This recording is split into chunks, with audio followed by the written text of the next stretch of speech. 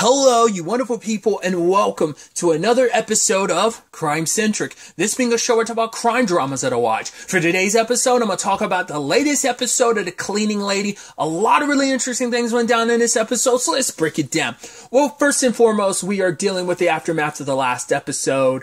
Obviously, Tony and Armand find themselves in a complicated situation because of what Garrett did, because it's not cool. Cortez is dead. They don't technically have the drugs because the FBI took them back because the drugs were only meant for this one deal with Cortez, so they're holding on to that until like a new deal is set up. So now they have to go to Robert to be like, yo, the FBI raid, I mean, doesn't look like we had an involvement, but we look suspicious as hell. And Robert is very, very paranoid. I even loved he ended up stabbing Cortez's right-hand guy because he's like, honestly, I don't know who to trust. Maybe it's Armand and Tony. Maybe it's you. Maybe it has something to do with Maya.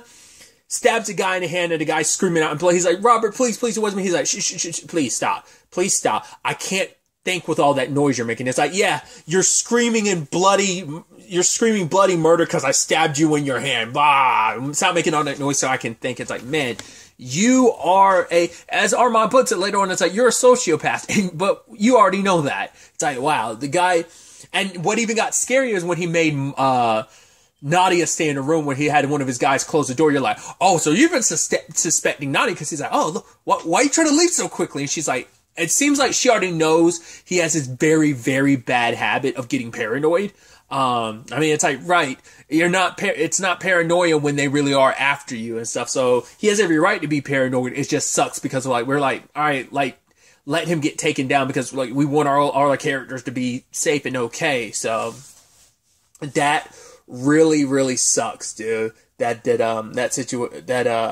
in that situation. So now he's setting up a new deal, and he's going to be one of kind of dictating a lot of the terms. So, and obviously for Tony, he made it clear, like, oh, I know about your sister. I mean, your sister-in-law Fiona, your niece Jazz, your nephew Chris, and your son Lucas. I know where you live. I know your entire family by name too. So it's like, yeah, if it turns out you screw me over or whatever, I can always have your family killed. And this is not the guy you want to trifle with. So she ends up telling Armand everything about what happened with Cortez and that this was about Maya. And it's like, you should have told me, because if he knew ahead of time that this was such a personal thing for Garrett, he wouldn't have gotten involved, because it's like, yeah, Garrett was always a flight risk because Maya's involved. He was never going to think clearly, which he's got Maya stashed away, which she's scared of Robert, because it's like, yeah, he's going to come after me because now I'm going to be seen as a rat in this situation. But for Garrett, it's like, hey, you might have to disappear for a while, but when this is all said and done, you'll be able to come back. But I'm like, would she be able to? Because I'm like, Robert seems like the type that has strong enough connections that even if he's in jail, just like Hayek, probably even more so, that if he's in jail, he can still have someone like move and shake and do stuff in his stead. So. And even Tony's scared with now, right, Robert knows so much about it. It's like she's trying to pack stuff to be like, all right, if I don't come back after this deal goes down, I need you to pack your bags. I need you to leave with the kids, or at the very least, turn the lights on, be on the lookout, like, you know, be aware of anyone else. Like, don't let anyone in unless it's me type of situation. And Fiona's scared, and Tony doesn't want to fill her in on about everything, because it's like, right, you want to know because you need to be prepared for what to look out for, but also knowing it's just going to like riddle you with so much fear, because it's probably like not knowing it's a bad thing, but also like knowing is probably also a bad thing too. So Tony's just trying to protect her from everything that's going on. So, and the timing couldn't be worse. Not only are they setting up this deal and everything, but also the detective like came back into play. I guess there was like an extra camera somewhere. I don't know where it caught Tony. I don't know if that was nearby when she was watching the police. Like, so they dealt with security cameras at the motel.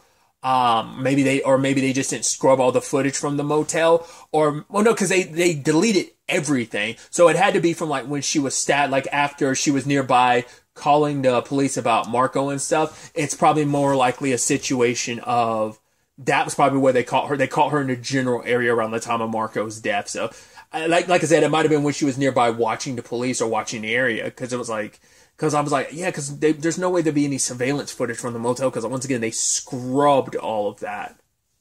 But it's like, well, that might have been before. No, because, yeah, they definitely, because at that time, the guy hadn't given over the security footage, so. Well, they scrubbed a lot of stuff, but it might not have been, like, the security footage. It's just what he probably, like, no, because they messed up his computer, so it's like, I don't know. I really don't.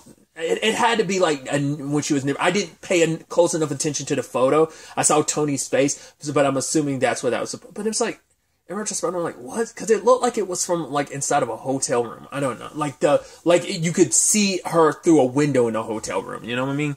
I don't know.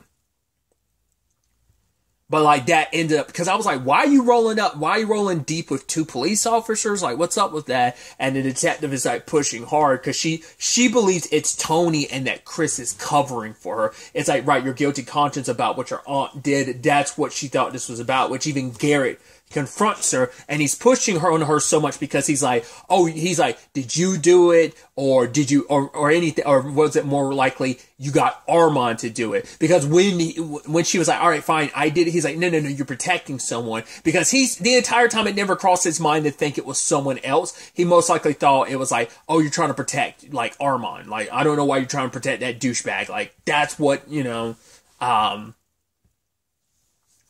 that's at the very least what I think Garrett was thinking. And jumping ahead a little bit, ultimately he was able to kind of pull some strings and get the investigation kind of shut down to some extent. It's just kind of, it would just be like you don't want to have to deal with the FBI and stuff like that. So it's like, right, she's just, it was an accident. She admits it. She shouldn't have, like, she got scared. She ran and she covered things up.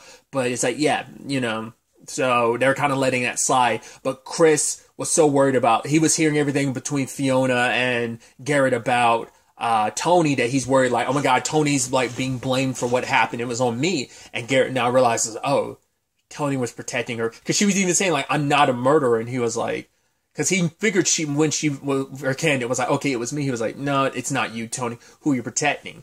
It's a very different thing when it's like, okay, you're protecting Armand versus you're protecting your nephew. It's like, okay, this is family. It was an accident. It was just a heat of the moment thing. And he's a kid. He's got his entire life ahead of him. And even, he even feels bad too because he's like, right, the system doesn't always work for people in your circumstances. I mean, that was a big reason why, like, because if Chris, he could either go to jail or he could get deported. So that was kind of a concern. And I think Garrett felt even worse about that because he's used Tony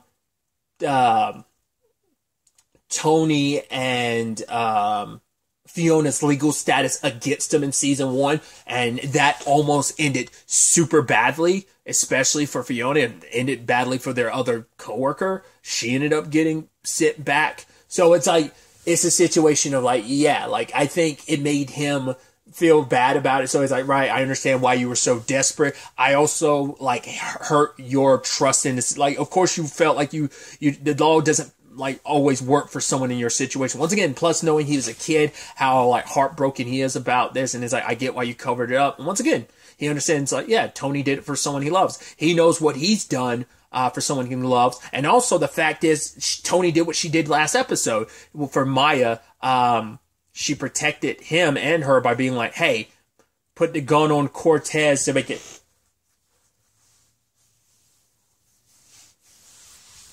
seem like it was a self-defense situation. And I think the same thing is applicable in this case, where he was like, yeah, like you said, Marco Tutt grabbed onto you. So argument could be like, hey, this was self-defense. So you need to, like, move, just kind of find your way to move past this. Like, JT was trying to help him with that, but I mean, it doesn't make that guilt go away. And having, like, Garrett know the truth and tell him that, like, having a police officer tell you that, like, no other officer would have, but just because of the circumstances that Garrett's in and his connection to Tony and all that she's doing for him, like, yeah, he was going to cut Chris some slack. Like I said, I think just because of it's like, right, you're trying to protect your family. Once again, he knows what it means to protect someone you love, especially with everything with Maya this episode. So, I mean, just everything with Maya prior. So,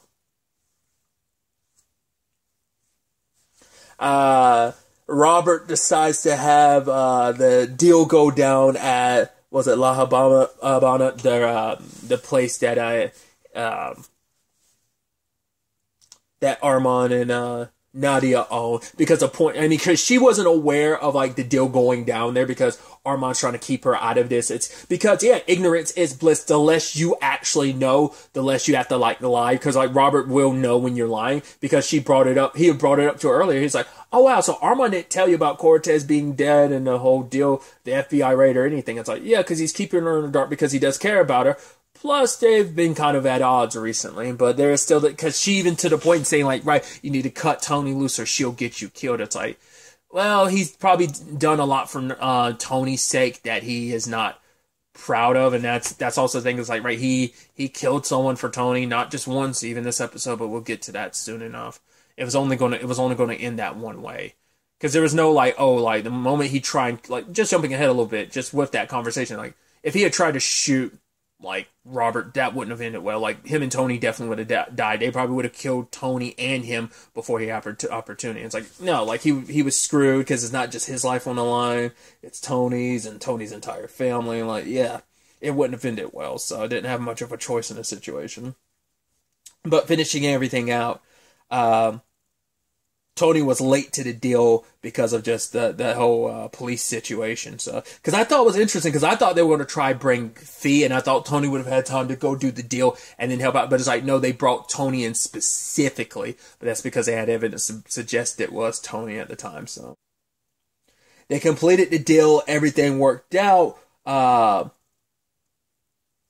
There's also that interesting thing, too, where Robert showed up with two women and being like, oh, you remember them, Nadia? And then Nadia kind of walks away and she kind of rolls her eyes. I'm like, oh, that sounds like there was kind of like a menage a trois. It's not necessarily, but it would seem like, it almost feels like the situation, and it made me feel almost like there was kind of a gross situation of just like, well, I guess it's just kind of like, oh, remember when we kind of partied and have fun, Nadia? And she's just kind of like, whatever. Part of me was like, not unless it's kind of like a nasty thing of him just kind of like, yo, ladies, do stuff with each other because I want that, and I want to get in the mix of, it's Robert, and he kind of always gets his way. So there's that gross aspect of it, but it could just be like it could have just been like a very consensual, like, hey, we're having fun, and he's kind of looking back on the good times, and she's just like, Jesus, like, you've not moved on.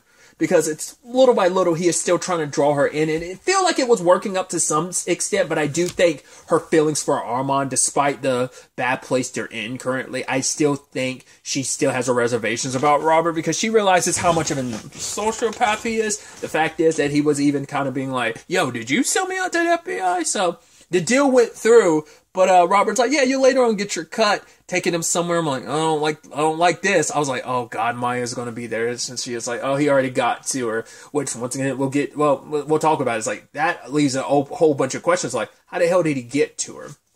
Because she was in it, because she was supposed to have an FBI agent watching her. The fact is, she was in an FBI safe house. So like, Robert either just, because he is a big time criminal, so he could have the connections to find her, but it's like either like someone in the FBI got paid off and sold her out, or it could just be not necessarily they got paid out this one instance. It could be he already had someone in the FBI. Because if that was the case, why wouldn't they wouldn't already know about Armand and Tony, If that was the case, he'd already know that they were responsible for it. So, because how did that happen?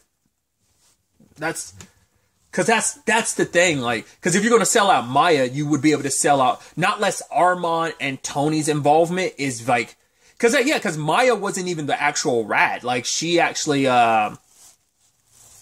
but the only reason why she's the rat is because he found her in the FBI, because it given the opportunity, he would have questioned him, and who knows if Maya would have sold them out to, self-preservation. It's do or die in that situation. Either you sell that person out or you die. Like, there's no winning in that situation. It's just kind of like all you can do is manage to, like, once again, survive. And Armand did what he needed to do. He was like, I'm not going to kill her, because I think, once again, killing in self-defense is a different thing. Just straight up executing someone. Like, he had his reservations with it. Because we know Armand's, I'm trying to think of retrospect. Like, I actually don't, now I'm sitting here thinking about it. I know there's a guy he almost killed that he made Tony, like, resuscitate to help out. But I'm like, Well, we also know Theo in the first episode that wasn't Armand, that was Hayek's son. So I was like, Armand's killed people in this show before, hasn't he? And I'm sitting here, I said that so confidently before in a previous review, but I'm like, has he though?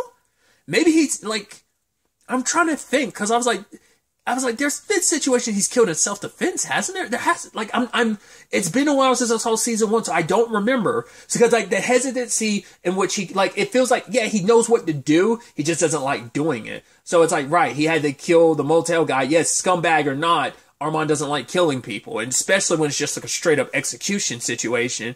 And both times he's killed someone, at least in the confines of the show, at least in this particular season. Once again, let me know in the comments down below if Armand had to, like, kill anyone. And if he ever did, it was always probably in self-defense. I don't think there was anyone he killed in non-self-defense. Because, I mean, even Hayek this season, he ended up killing in self-defense. But it's like, 2 of the people he killed this season were for not only his sake, but also Tony's sake, because she was being threatened, so he ended up having to kill Maya. And it's even more gut-wrenching because he knows how much she meant to Garrett. And also, she was an innocent woman. I mean, she had to deal with the abuse of Cortez. This is going to be her chance to get out of all of this, and it's heartbreaking and it sucks. And I was curious whether or not Tony was going to tell Garrett in the end, but she was like, no.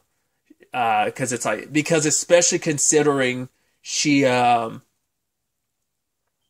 I guess it's just like, right, because you'd have to admit you were there. It's like, well, admitting of being there when, what's-his-face's second-in-command is killed, when Cortez's second-in-command was killed, but Maya, that's also the thing, too.